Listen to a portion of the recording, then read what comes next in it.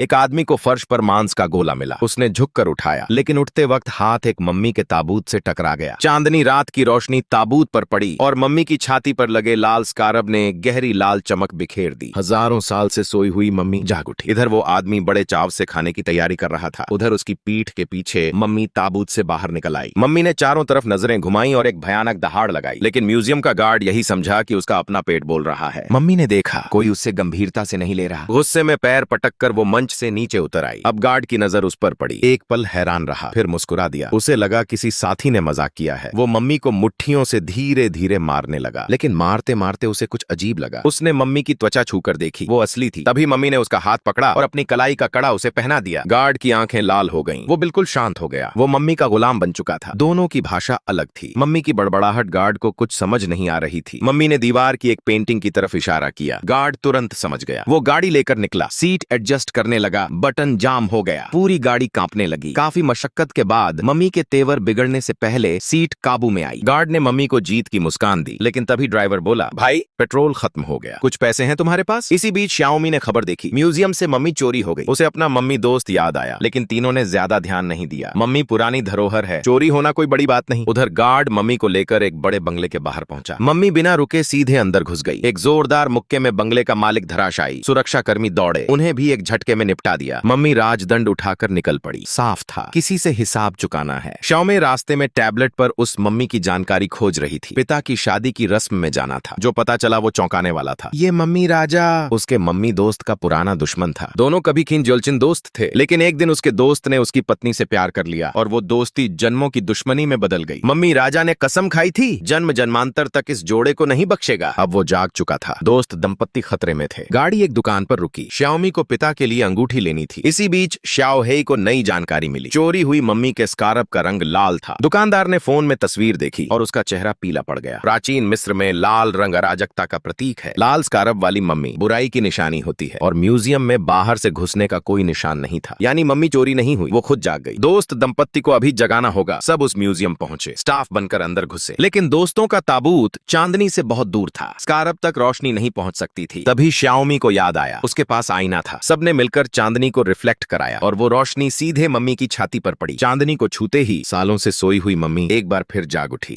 Mummy चीखने लगी। लड़के ने तुरंत मुंह दबा दिया। कोई गार्ड सुन न ले। अगला पार्ट देखने के लिए चैनल को सब्सक्राइब करके कमेंट करें पार्ट 2।